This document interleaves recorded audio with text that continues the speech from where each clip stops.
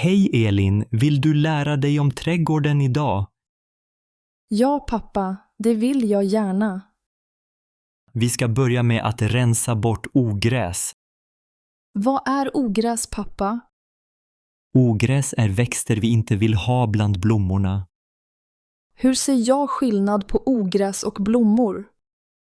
Ogräs växer oftast överallt och snabbt. Blommor har vi planterat i raka rader. Okej, jag förstår. Ska jag ta på handskar?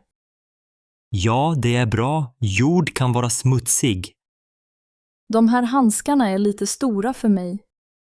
Du växer fort, snart passar de. Var ska jag börja rensa, pappa? Börja där borta vid tulpanerna. Är det här tulpaner? Ja, precis, de har smala blad. Och det här lilla gröna då? Det är ogräs, dra upp det försiktigt. Så här. Ja, jättebra Elin. Det är kul att dra upp ogräs. Ja, det tycker jag också. Varför måste vi ta bort ogräs? Ogräs tar näring från blommorna. Aha, så blommorna behöver all näring. Ja, de vill växa starka och fina. Hur ofta rensar du ogräs, pappa? Jag försöker rensa varje vecka. Det låter som mycket jobb. Det är det, men det är rogivande också. Vad gör vi när vi rensat klart? Då kan vi plantera nya blommor. Vilka blommor ska vi plantera?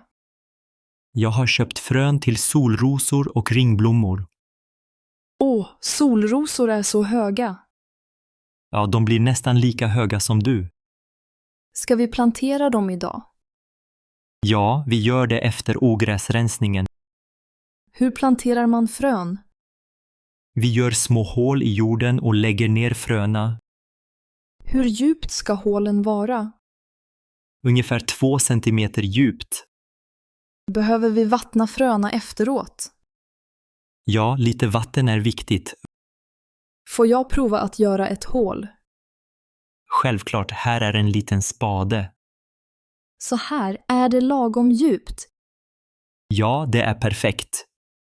Nu lägger jag ner ett frö. Bra jobbat Elin. Hur långt mellan varje frö? Ungefär 10 centimeter. Okej, jag mäter med handen.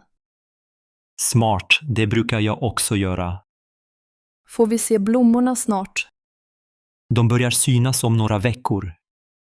Jag längtar tills de blommar. Jag med, det blir så fint i trädgården då. Vilka blommor är dina favoriter, pappa? Jag gillar rosor och påskliljor. Jag tycker bäst om solrosor. De är glada och gula som solen. Kan vi plantera grönsaker också? Ja, vi har morotsfrön och sallad. Ska vi plantera dem idag? Vi hinner plantera morötterna också. Vad behöver morotsfrön för att växa?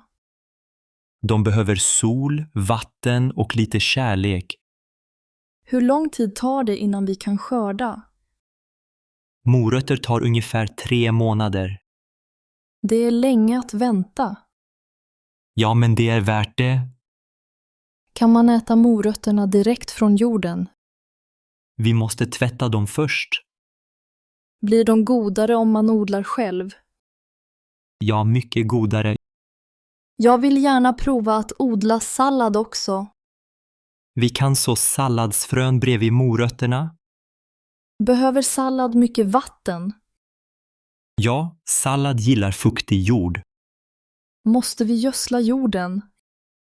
Ja, lite gödsel gör att allt växer bättre. Vad är gödsel? Det är näring för växterna. Luktar gödsel illa? Ja, ibland, men det är nyttigt. Kan vi använda kompost? Ja, kompost är jättebra för jorden. Vad får man lägga i komposten? Gamla matrester, skal och löv. Får man lägga blommor där också? Ja, vissna blommor går bra. Det är bra att återvinna. Ja, det är snällt mot miljön.